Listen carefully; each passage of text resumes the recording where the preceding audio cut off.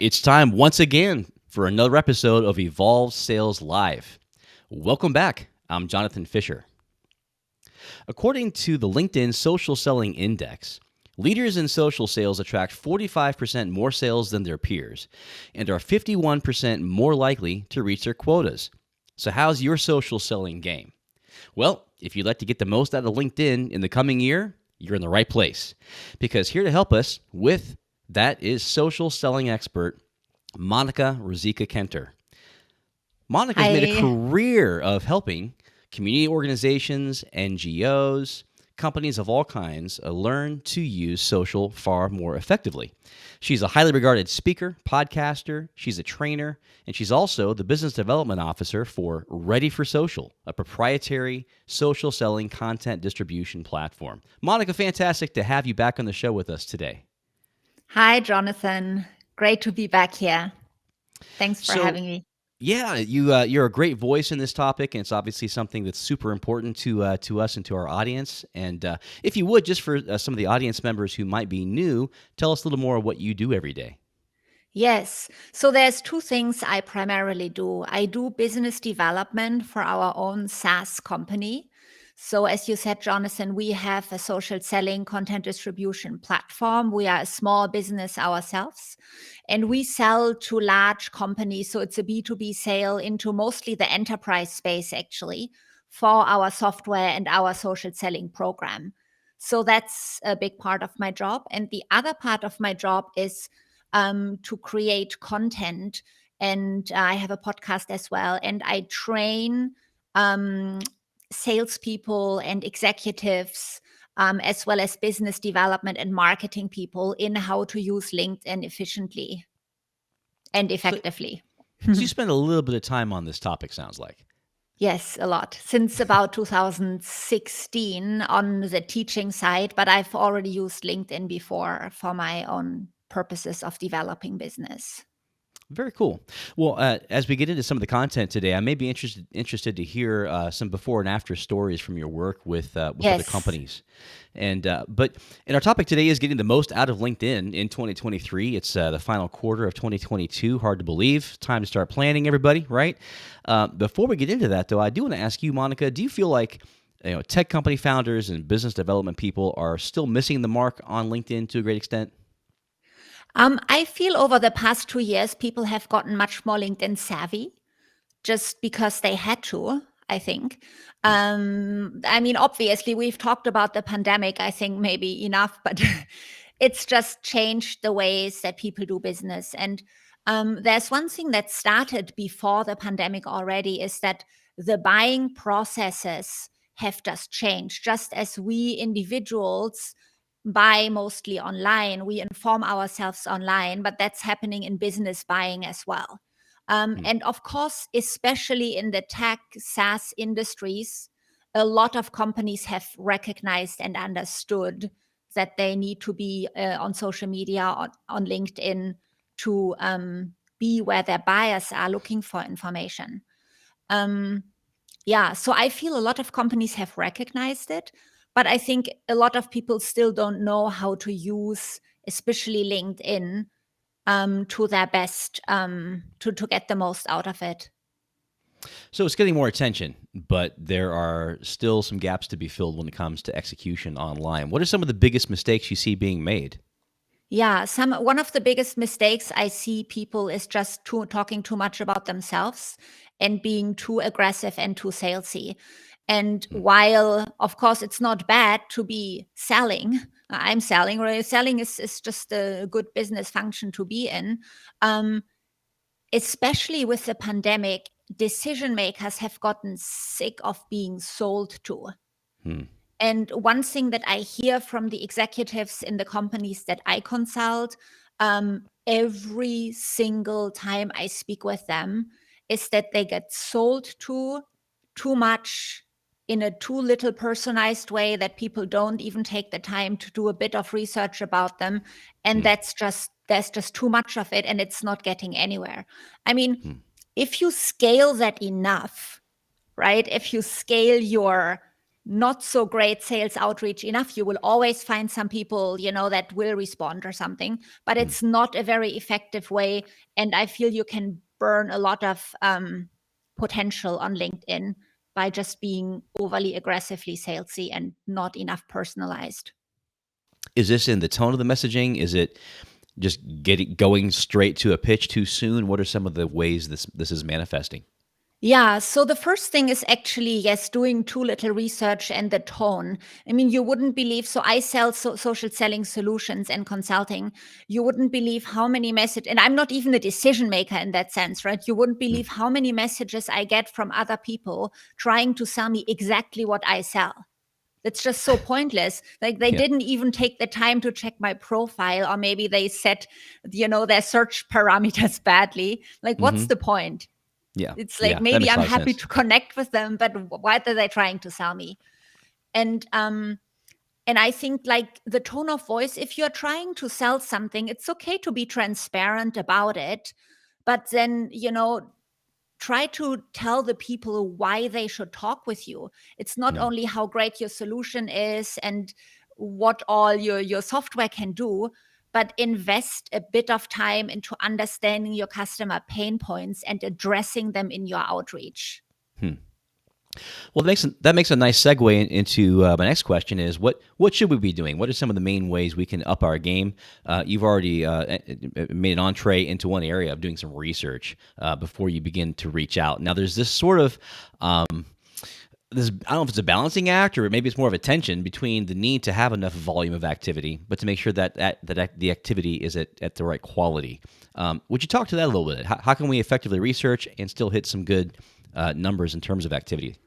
Yes. So basically the whole space of social selling. So using your personal social media as a sales or business development person as part of influencing your buyers, right? So it's a game out of various elements. So it's the first thing is you have to have a good looking LinkedIn profile. And that's where it starts. I mean, if you don't have a good quality picture on your profile and you're trying to sell high value or even, anything, like, what do you expect? Like, Yeah. you look at yourself on your LinkedIn profile and ask yourself, if you didn't know yourself, would you buy from you anything? Would you even talk to you in a professional context? And I'm not trying to insult anybody, but unless you're a super like hip marketing person, like, take off your sunglasses, don't have a Yeah. person with, don't have a picture with somebody else that you're hugging and you cut yourself out. That just doesn't inspire a lot of trust in you as a person. That's the very simple thing. On your profile, also, don't talk about just how great of a salesperson you are and how you've made the winner circle or the quota every single year for 5 years in a row, but talk about what you have to offer. What problems are you solving? So really focus on your audience, not on yourself. Then that's the first thing. Your profile needs to look good, right? Build the right network. You need to be connected with the right people, and also build relationships with people beyond a one-off sale.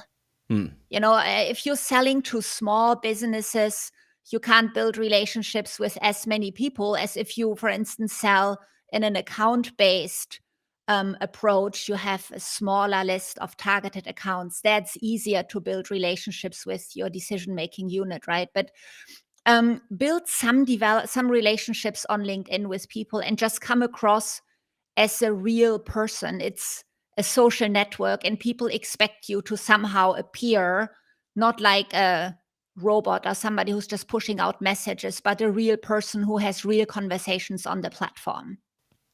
When you Okay. talk about reaching out and building that network, is that another area where you can be a little too salesy? I know that sometimes someone reaches out to me and the initial request looks good, and I'll be like, okay, cool, they look like a cool person, and then boom, here comes the sales pitch. Like the very next message is probably automated.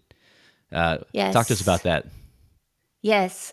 So that's one thing that decision makers also hate, right? If you approach them kind of in a friendly way and then they accept your connection request and the next boom is the sales pitch.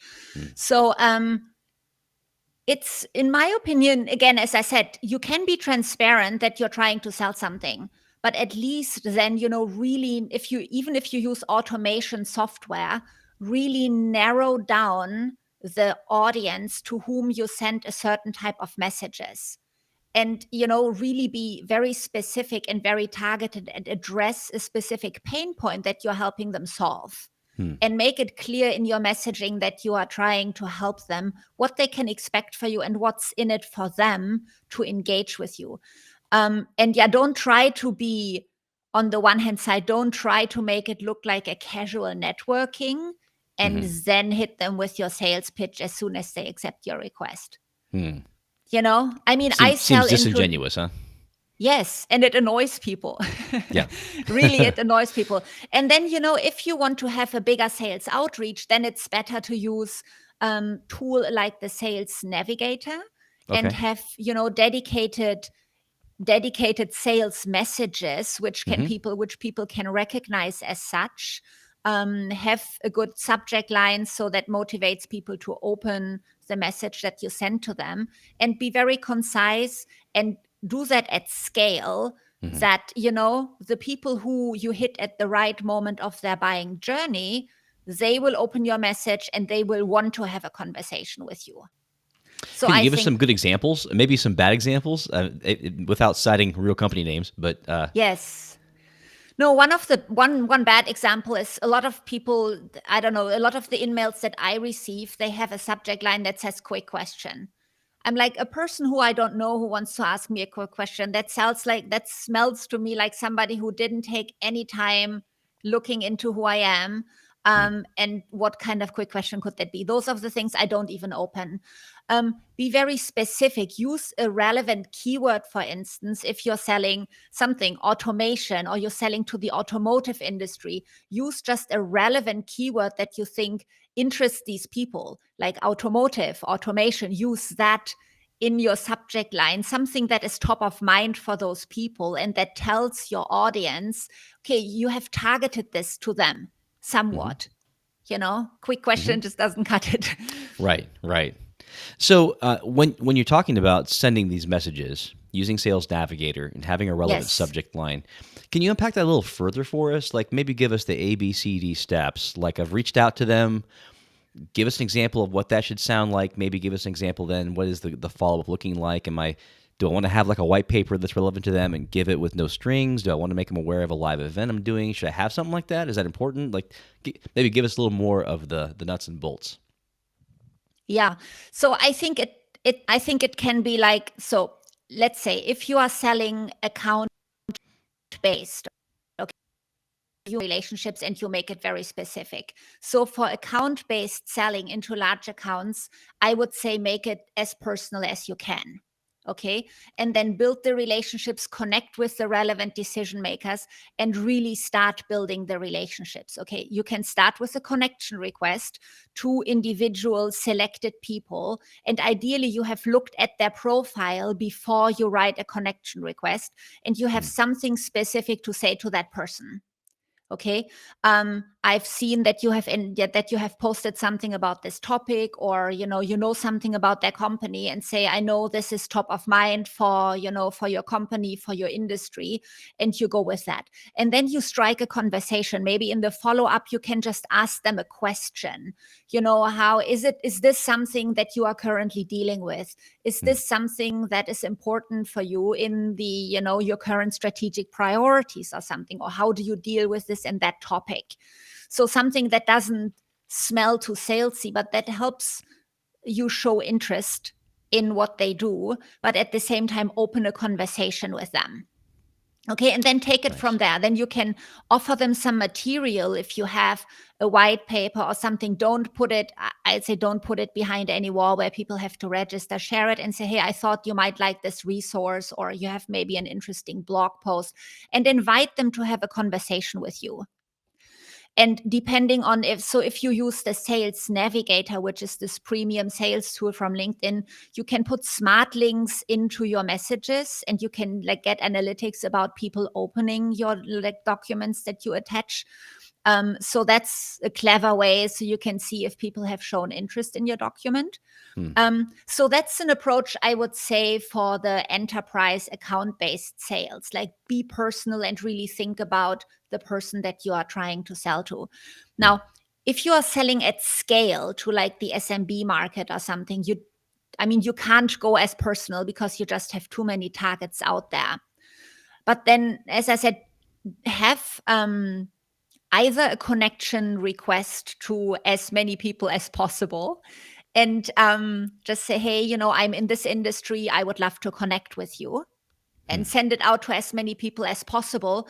And then to the people that accept your connection request, you can have a follow-up message and say something like, I understand a lot of people in your position are currently dealing with this. Would you be interested in a conversation about that? So make it about the pain points and not about your pitch. Yeah. Okay. Okay. So if there's like, for example, if there's something end of year where they could maybe still take some action that could benefit them, maybe it's a government program and you're a CPA or something like that. That could be relevant. If you have a business service that, they're probably coming into their Q1 expenditure. Maybe what their what their fiscal year is, something like that. Is that helpful, by the way, as well? If you have like sort of a time horizon, and that can create a little bit of urgency. Yes, Do it exactly. seasonally. If you say, it's the end of the year, a lot of people in, a lot of finance decision makers in small business are currently, trying to figure this out. Or, there's a big industry event. You say, I know a lot of people are getting ready for this event or something like this. Just something that is part of their thinking space at the moment that you reach out to them, I think is very helpful, instead of just talking about what you have to offer. Great. And by the way, a quick little sidebar reminder: we have some of our audience members sending in questions on chat. We appreciate that. We're gonna bank those and get into those here shortly in our Q&A section, which will come here on the half hour. So thanks for that. Keep them coming, audience members. Yes. So Monika, when you're talking about Sales Navigator, everyone kind of knows about the tool.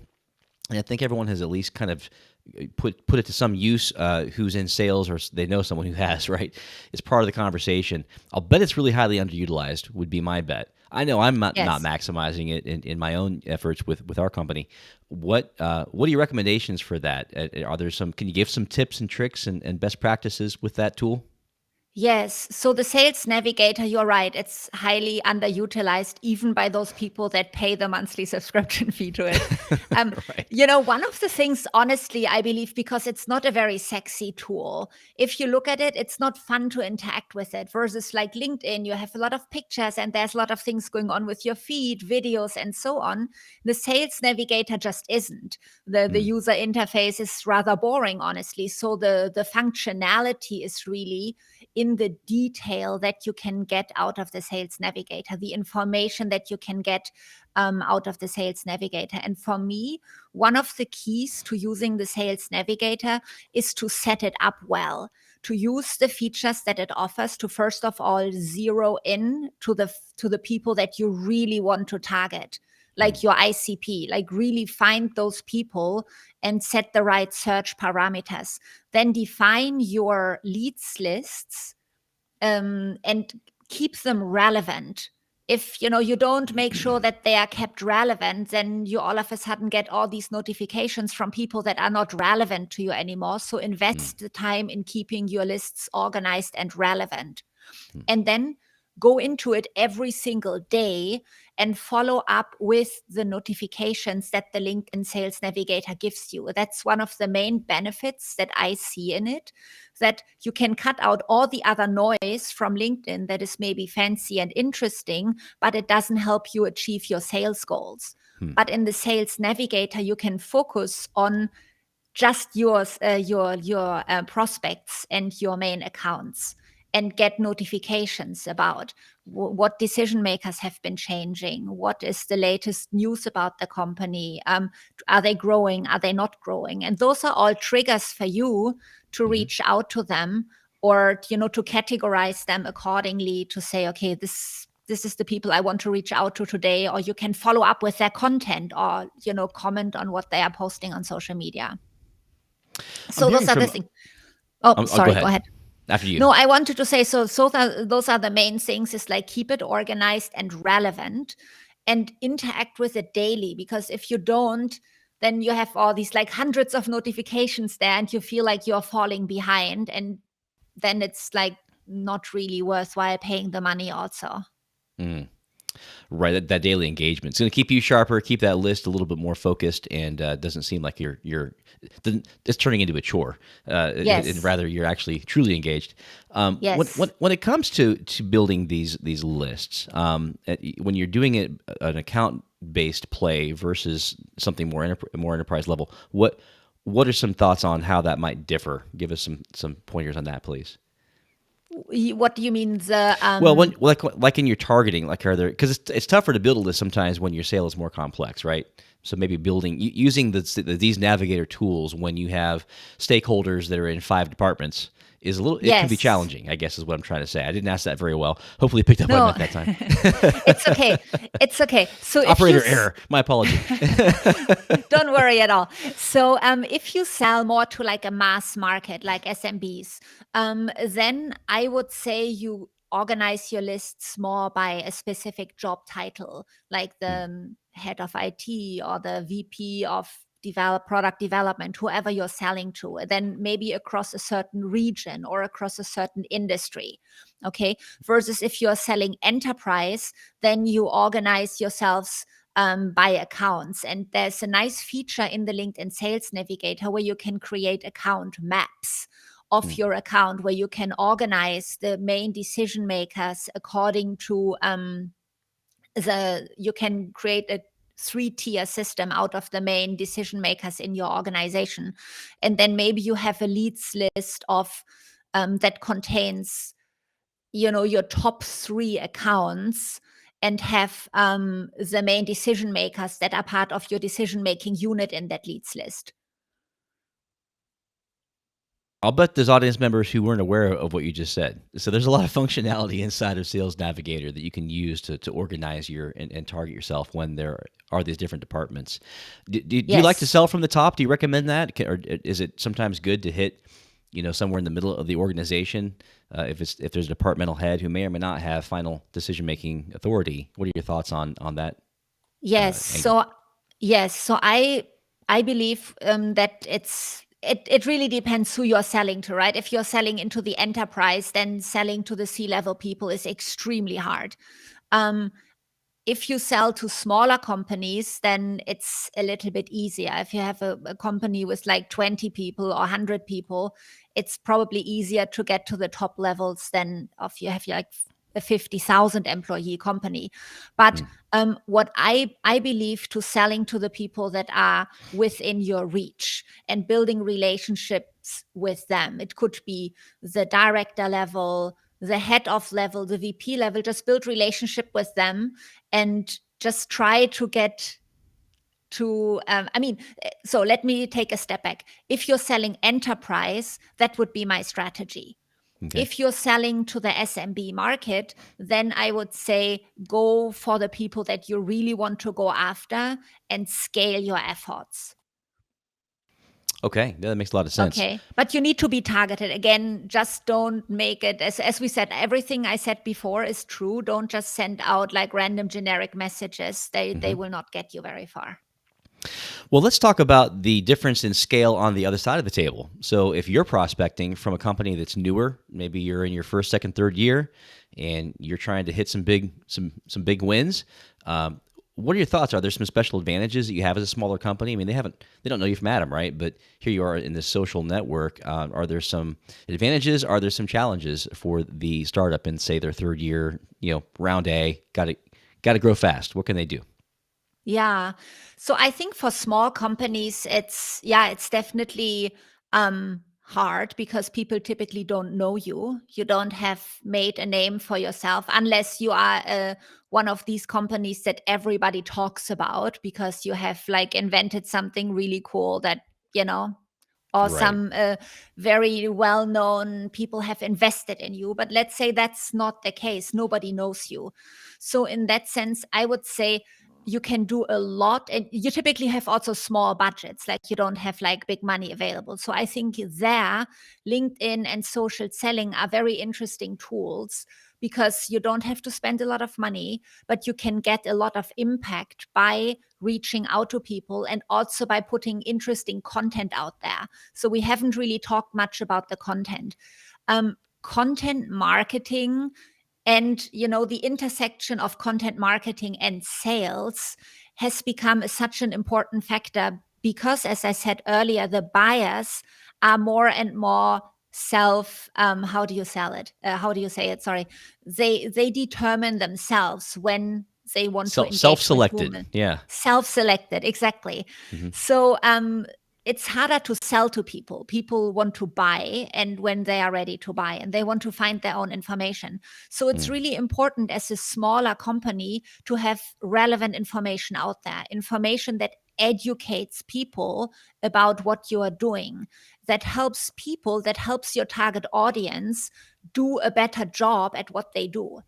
So you want to position yourself as an expert out there that people can find your content when they are doing research, when they are doing their own research.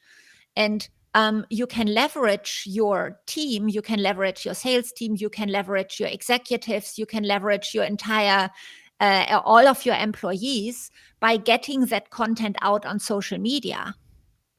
And that's where social selling, comes in, that you can really leverage everybody in your company, make that interesting content that you produce available to everybody, and also get, that content distributed much further than if you just, for instance, put it on your company social media channel. So that's one of the things that's really important for small companies. Be smart about the content and about leveraging the social media to get that reach. Excellent. Well, so that sounds like sales enablement is something that you should invest in earlier rather than later if you're in startup phase. Yes, and there are tools. So our company, we have a tool that we typically provide to larger enterprises that then put all the content in there for hundreds and hundreds of salespeople to share. But there are tools that are free, like Hootsuite, for instance, that you can use to put the content in there. And share it with your employees, and they can, just share it on their social media. Give them some tools instead of just say go make something happen. Give them some leverage that they can use. I love it. Well, Monika, our conversation has rapidly flown by. We're going to have a little more conversation here in a few moments. But first of all, if our audience would like to take things further with what you're discussing, with especially content and social selling, what can they do? Yes, sorry. Can you just say that again? I was already getting ready to answer some questions from the audience, and I spaced out. I'm so sorry. How can our audience, especially if they have to go, but for you staying behind, stick around. But for those who want to take what you're talking about to the next level, what can they do? Yes, so you can connect with me on LinkedIn, Monika. Then my last name is Ruzicka, Ruzicka. And you can also visit our website at readyforsocial.com. All right, excellent. Well, and before we get to that, I want to remind everybody that we are proudly powered by Overpass, and Overpass is really the leading platform to find pre-vetted talent. If you're trying to build your team quickly, if you're in that startup mode and you need quality people that are pre-vetted, have great phone talent, and you can even hear voice samples, quickly screen them by industry, get them interviewed, get them hired. You can do that in days on overpass.com. So check it out. It's free to create your own account, see for yourself. Check them out over at overpass.com. All right, well, let's jump in. We're going to get into our Q&A with our guest. We've got a couple good questions here. Monika, one caught your eye. Feel free, hold forth. What was the question you were about to answer? Well, I just saw the first question because I started reading Top Down Ruby. Hi. Where's the best place to post the content, and how often should you post content? Is it best to just offer the content for free or ask them for their contact info? So when we talk about LinkedIn, I always recommend posting the content on your personal profile. I mean, if you have, so typically small businesses or even larger business, you should have a LinkedIn company page that has your company logo on it, and where you have the basic information about your company and occasionally share updates of your company, because that just helps build a credibility, especially for small companies that are not yet very well known in the market. But the power does never come out of your small company's LinkedIn page. So it comes out of your personal profile. So when you post content, make sure you post it on your personal profile so it gets shared with the maximum number of people. That's one thing. And then, yes, offer the content for free. I would say on LinkedIn, or on social media, I would recommend to share the content, to make it available for people, to educate people, to really show that you are the resource that can help them solve their problem. I believe that's a better invest than, collecting people's email addresses. That's just, if you're a large company, then okay, you can collect people's email addresses, maybe a little bit easier. But if you're a small company, I would say give the content and build that thought leadership for yourself. Well, and if you have the right kind of conversation, there's going to come a logical point where they're going to need to give you something further anyway, right? That can happen organically. Yes. Okay, and here's a question from Andrew. Do you recommend initiating connections to weigh in and engage via private message with post? So like you're putting content out there, should you individually ask for people to go check it out and give you a reaction? Yes, I do recommend that. I mean, that's hardly scalable Right. because that just takes a lot of time. But I just did that this morning. I had some interesting webinar that I saw that is taking place in December, and I thought that would be an interesting one to attend. It's not my webinar, but it's still an interesting one to attend. And I sent it to several of my contacts and said, hey, I recommend you. I just posted about this webinar and I sent them that post by message and say, hey, I think this would be interesting content for you. That's a very, very valid strategy. If you have key decision makers that you're trying to reach. You can't scale that for hundreds of people, obviously. Is there a little nuance there? I wonder, like if I'm being asked to go there to give a reaction, I feel like I'm being asked to do something for them, and that may be fine, but that may or may not be the impression I want to create with a prospect. Like if I already know the person and they're a friend, then I don't mind, right? But if I'm a target for business, that right? Is there a nuance there? Should they just ask me to check it out and leave it at that, rather than ask me to come and post and comment? Yeah, so there's two things. So the one thing is that if you post something that's important to you, and maybe it's a certain piece of content that you share on social media, and you have certain people in your prospective audience in mind, right? That they are in a certain stage of their sales funnel, whatever. You have had initial conversations, and these are the questions that come up, and you kind of can't follow up with them right now, but you want to have some sort of content that they can engage with and you can show them, hey, this might be interesting for you. Then this is a piece of content that you can just share with them with direct message to make sure they see it. Yeah, don't ask them for engagement. Asking for engagement is something you can do with people in your network that you are closer with and say, hey, I've shared this post. Would you mind giving me a like for additional engagement? Yeah, don't ask your prospect to engage with your content. Because I've seen it both ways. I don't mind if a buddy asked me to do that, but if somebody I don't know is asking, I'm like, that seems a little cheesy, man. I don't know you yet. I don't know why I would owe that to you, but okay, maybe. I don't know. I'll think about it. Right? No, don't do that. There's one interesting thing that I would like to mention for everybody who is on this call. So if you look for like the little like bit of details on how to get more engagement, get more reach, get more visibility, there is a guy on LinkedIn that you should follow. His name is Richard van der Bloem. I'm not affiliated with him at all. He's just in my network. Richard van VANDER Bloem. So with a UM or OOM, probably. BLOM. BLOM. Yes. Okay. And so it looks like okay. Exactly. Or you can just enter in the LinkedIn search the algorithm report. So he analyzes like LinkedIn, how the LinkedIn algorithm works with a team of researchers in his network. I think they analyzed like 9,000 posts, and he has like a 57-page report on how to get like the best engagement, the best reach, and what kind of tweaks you can make. So you don't have to ask like the people in your network for engagement like all the time. Right. All right. Which is good. That's a good thing. Yes. All right. Some more questions. I saw below there was an interesting question. For an account-based approach by Gunnar. Hi, Gunnar. For an account-based approach, many sellers go up to the CEO, but totally miss out the board level who often make the final decision. Yes, I think that's a good one too. I mean, that's in enterprise, you sell really not to one person, but you sell to a whole decision-making unit. And I Right. think for that, again, the LinkedIn Sales Navigator is a great tool to map this decision-making unit out for you and to build the relationship with multiple people in that target account. Here's a good question from Rudy as well. She's asked, Ruby, I should say. Sorry about that, Ruby. Yes. Where's the best place to post the content? How often should you post content? And is it better to ask for free or ask them? You know what? We dealt with that. Sorry Yeah, about that. we Ruby, dealt with that one. Oh, that's okay. Ruby, we're going to double dip on Ruby.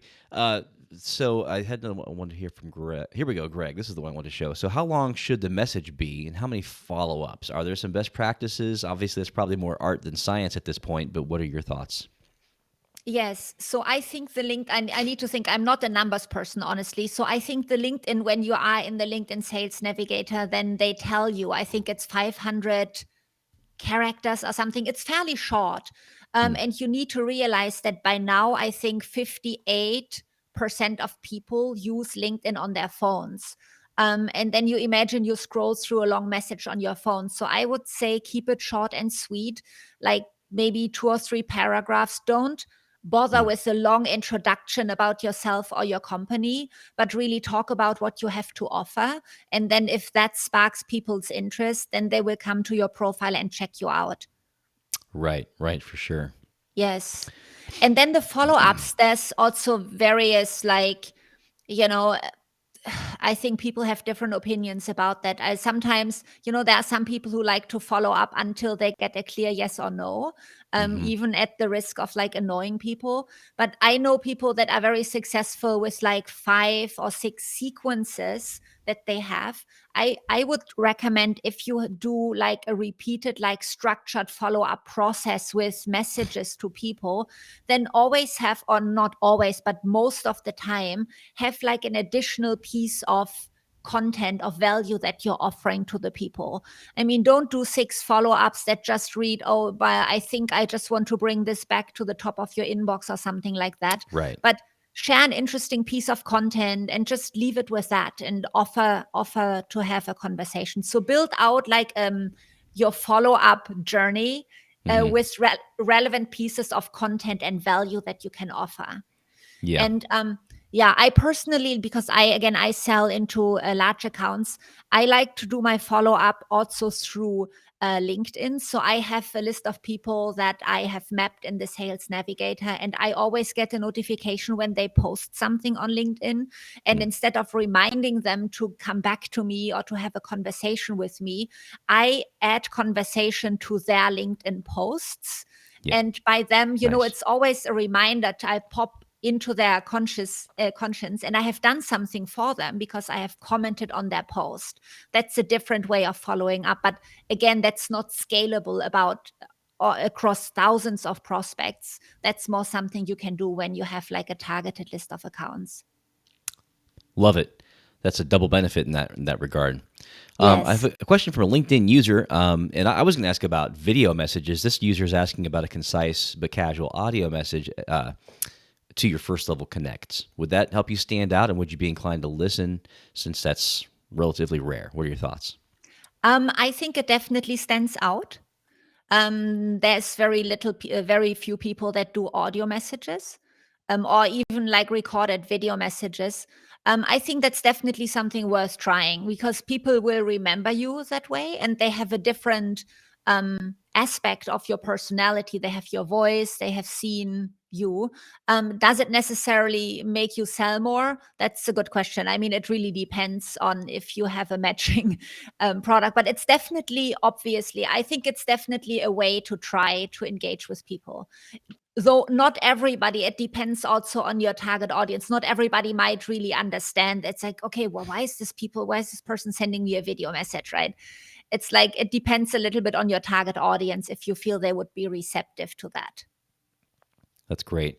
I've got some follow-up questions I'll go ahead and throw in myself. One is the phone was the center of B2B selling for generations, literally, right?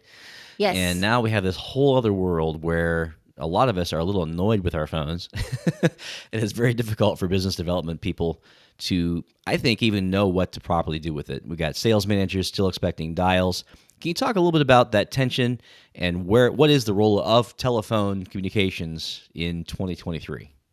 Yeah, that's a good one. So I'm not by any means an expert on phone sales, but what I can say from our company, so we sell SaaS services to the enterprise space. So we still use phones, okay, but it is very, very, very, very, very hard to get people on the phone. And once you have them on the phone, to actually hear something else, then take me off your list.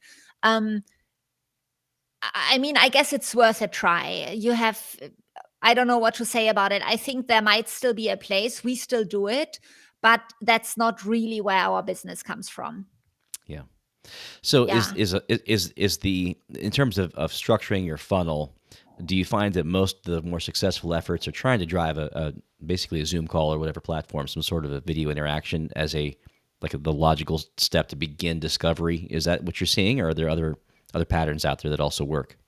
Yeah, no, I mean, what I meant to say is that phone, I think, as the very first touch point is hard. It's, I think, becoming harder Right. and harder. I think if you have a strategy that combines various channels, and I'm sorry about the light, I'm getting That's like okay. the sunlight and it looks like all funny. Well, you're a I very, very bright person, and now you just look all the brighter. So there you Thank you. go. I think to have a combination of channels. So we combine email, we combine LinkedIn. There's a lot of referrals. Like, don't forget about your existing customers, right? Having conversations with them and seeing who they can refer you to. But yes, ultimately, you do want to get the people on the phone, be that the phone call, be it the Zoom call, Hmm. unless you have a self-service website where people can go and buy your service. Hmm. You will have to speak to them eventually, right? So that's the point of a conversion you are trying to get through LinkedIn or through email. You do want to speak to the people and have the opportunity to sell to them eventually. Yeah. So maybe to drive toward a phone call can be effective, maybe for like some early discovery. Get the ball rolling towards something more, especially if there's other stakeholders. Get one or two key people on your phone. Get them in agreement. There's value to continue the conversation. That's still that would be Yes, recommended in many cases, as you see it. I think so.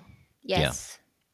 I know of outfits that have actually abandoned the phone almost entirely. They literally, it's all texting, it's all to a Zoom, it's all online entirely, and that's probably too much of an extreme. And I still see companies trying to pound the dang telephone to death. Yes. And So the probably there's a sweet technology. spot, right? Yeah, I think so. And the technology in the phone space is also evolving. I mean, now you have technologies where you can dial, you have a software on your computer, you can dial like 5 different numbers at once. Yeah. And if one picks the phone, the others get placed on hold. So I think there's a lot of happening in that space. Hmm. And I'm not dismissing it, but I think it's getting harder and harder to reach It can be people. effective. It's all how it comes back to targeting, which has been one of your key points today, among many great key points, Monika. So we really appreciate you being with us. It's been as every time we talk with you, it's a very valuable conversation. So I want to thank you once again for being with us on the show. Thank you so much for having me, and thank you for everybody for listening. If you have still conversation questions that we haven't answered yet, feel free again to connect on LinkedIn and do a one-on-one follow-up. Yeah, I love it. Check out Monika on LinkedIn and get a conversation started with her and take it to the next level. Yeah, so to our audience, for all of us here on the team, we do thank you for making the show such a success. Without you, it's not possible. So, hey, keep the momentum rolling. Tell a friend and come on back here, same time, same station for another episode in Fridays to come. We'll talk to you soon. Thanks for being here, everybody. Bye-bye now. Thanks.